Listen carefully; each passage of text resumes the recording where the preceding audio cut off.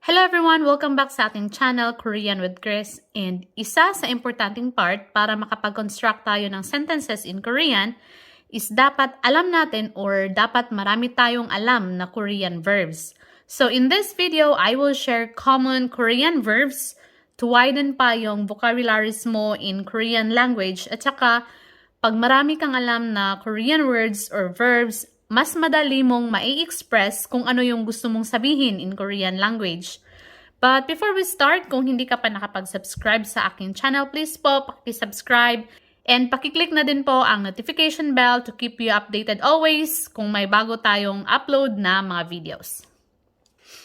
So, let's start. So, yung first word natin na Korean verb ay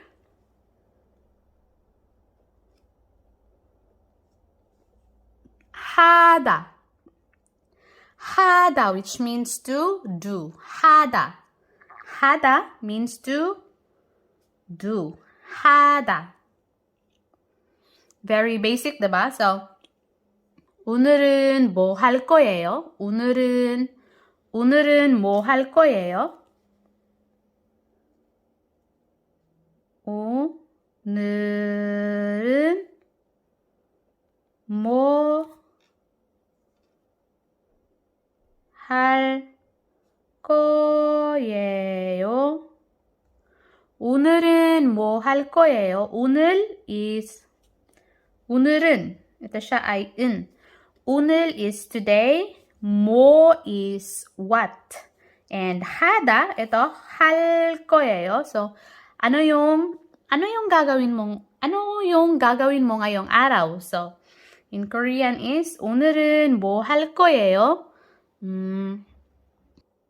That means, what are you going to do today? So, 하다 is to do. So, 오늘은 뭐 할 거예요? Means, what are you going to do today? So, 하다. The second word ay, so, 공부하다. 공부하다. 공부하다 means to study. 공부하다 means to study. So, 공부하다. So, yung kanina na question natin, 오늘은 뭐 할 거예요? So, ano yung gagawin mo ngayong araw? So, 오늘은 공부할 거예요. So, I'm going to study or I'll be studying today. So, ngayong araw, ako ay mag-aaral. So, 오늘은 공부할 거예요 or 오늘은 공부를 할 거예요. 오늘은 공부할 거예요. So, ako ngayong araw? Mag-study. So, 공부하다 is to study. Next word ay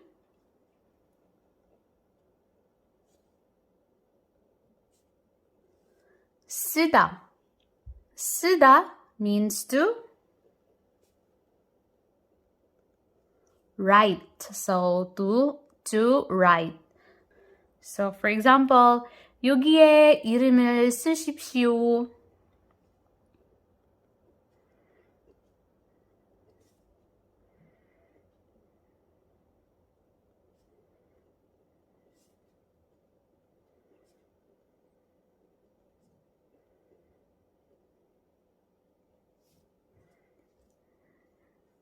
So, 여기에 이름을 쓰십시오. 여기 is here. 이름 is your name. So, 쓰십시오. Please write your name here. So, ganyan siya. Dito mo isulat pakisulat yung pangalan mo dito. So, 여기 is here. 이름 is pangalan. And then, 쓰십시오. So, please write your name here. So, ganyan. So, to write is 쓰다. Next word is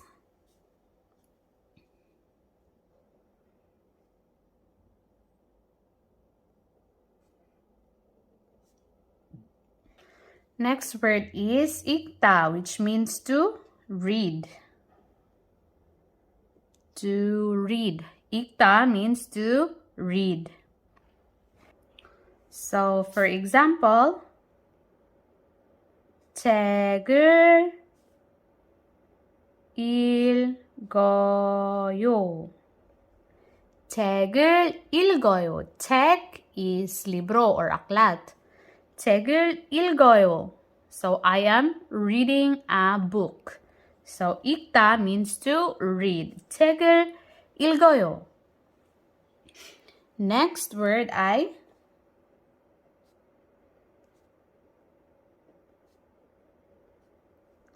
일하다. 일하다 means to work. To work. 일하다 means to work. For example, 무슨 일을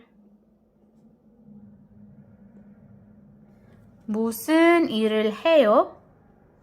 무슨 일을 해요? So, 무슨 일을 해요 is ano yung trabaho mo or what is your job? 무슨 일을 해요? So, kung gusto mong magtanong kung ano yung trabaho or what is your job or 무슨 일을 해요? What is your job? So, pwede mo din sagutin, 저는 공장에서 일해요. So, 저는, for example, 저는 공장에서 일해요. 저는 공장에서 일해요. So, nagtatrabaho ako sa factory, 공장. Next word ay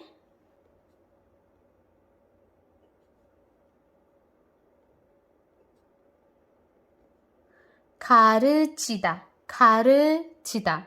So, 가르치다 means to teach. 가르치다 means to teach. So, for example,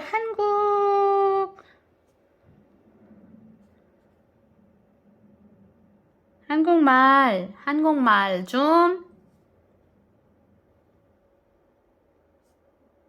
가르쳐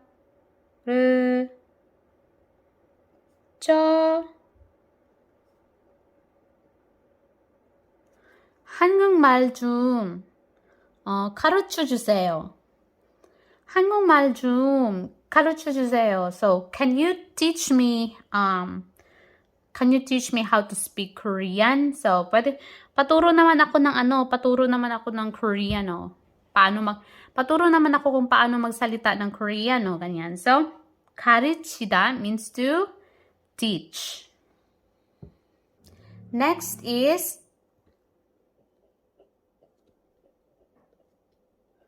주다. Give. 주다 means to give. 주다. 하나만 주세요. Or 하나만 주세요. 2개 주세요. 돈 주세요. So, mga ganyan. 그거 좀 주세요. So, 아니면 엄마가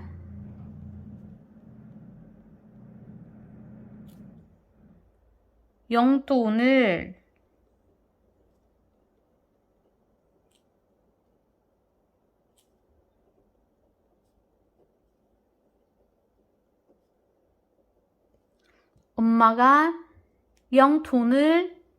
줬어요. So, 엄마가 용돈을 줬어요.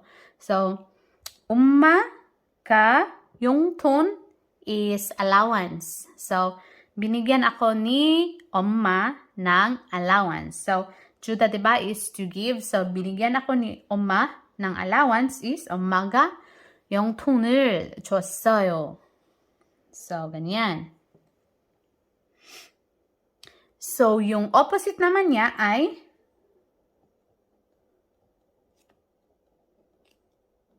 받다. 받다. 받다 naman is to 받다 is to receive. So, 저는 엄마한테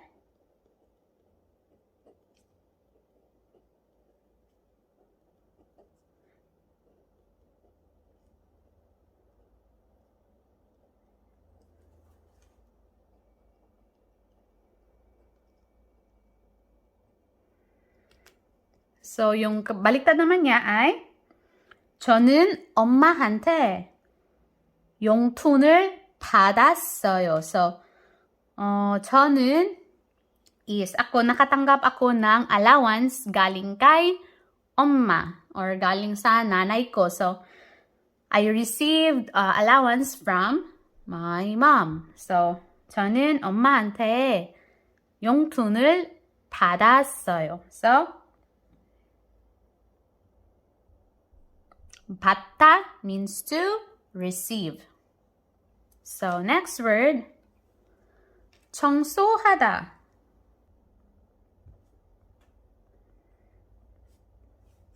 청소하다 means to clean. So, 청소하다. For example, yan. 방 좀 청소해. 방 is yung kwarto. Linisin mo nga yung kwarto mo. So, 청소하다 is to clean. Next word ay 전화하다. 전화하다 means to call. To call on phone. So, to call on phone is 전화하다. So, for example, 안씨 전화했어요. 안씨 전화했어요. So, si Ann ay tinawagan ko na. 안씨는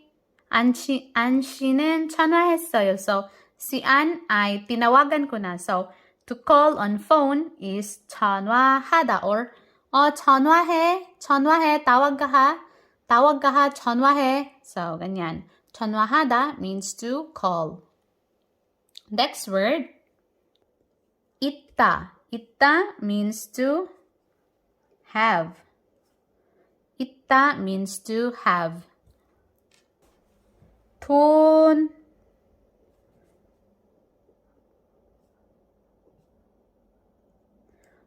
있어요.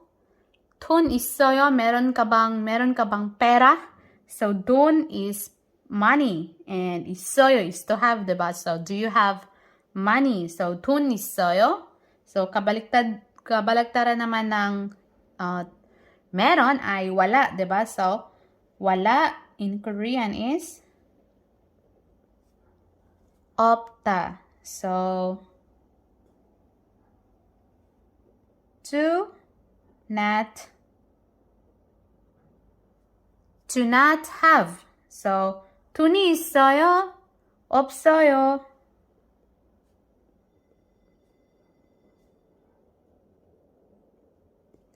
돈이 있어요? 없어요? Wala akong pera. Or kung meron man, ne, 있어요. So, meron akong pera. So, 없다 is to have. 있다 means to have and 없다 means to not have. Next word ay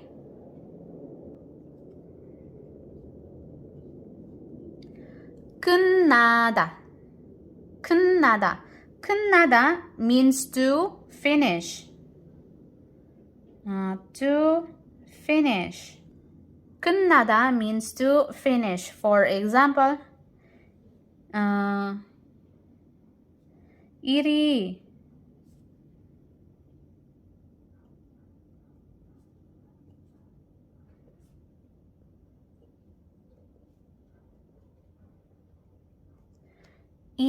몇 시에 끝나요? 일이 몇 시에 끝나요? So, anong oras matatapos yung anong oras? Il is trabaho, diba? Or work. 몇 시 is anong oras? Anong oras 끝나요, to finish. So, meaning, 일이 몇 시 끝나요? Anong oras matatapos yung trabaho mo? Anong oras matatapos yung trabaho mo? In Korean is, 일이 몇 시 끝나요? So, ganyan. To finish in Korean is, 끝나다. So, next word ay,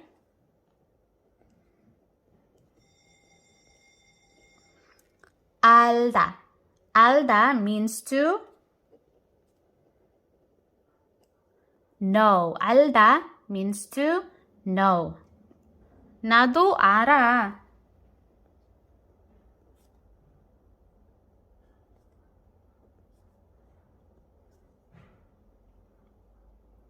So, 나도 알아. 나도 is me too. Me too? I know. Alam ko, ako din alam ko yan. So, 나도 알아.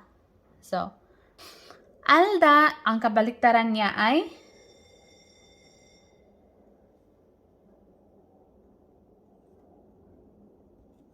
모르다. 모르다. So, 알아 is I know. 몰라. Ay, 몰라. 모르다 is to not know. So, I, 몰라. Di ko alam. So, di ko alam. 몰라, di ko alam. So, ganyan. To not know. So, ayan siya guys, yung ating 15 Korean verbs for this video. And, so, ito muna yung i-familiarize or aralin natin ngayon. And then, for the next videos, I will be sharing more Korean verbs. And, let's take a review. So, dito, 청소하다 is to clean. 청소하다. 전화하다 means to call. And then, 있다 is to have. 없다 is to not have. 있다 is yung meron. 없다 is yung wala. And then, 끝나다 means to finish. 끝나다. And then, alda means to know. So, alda means to know. And yung opposite niya ay 모르다. 모르다 means to not know. I don't know. 몰라. So, ganyan. And then, so yung kanina, hada means to do. Hada means to do. 공부하다 is to study. 쓰다 is to write. 읽다 is to read. And then, 일하다 means to work. 가르치다 means to teach. And 주다 means to give. And 받다 means to receive. So, ito yung mga basic na mga Korean words na dapat mong malaman kapag nag-aaral ka ng Korean language. And I hope na nakatulong ang video na ito sa pag-aaral mo ng Korean. And if nakaabot ka hanggang dito, use any of these verbs in a sentence and pakilagay yung idea mo sa comment section sa baba. So, thank you so much for watching and see you in my next video. Bye! Annyeong!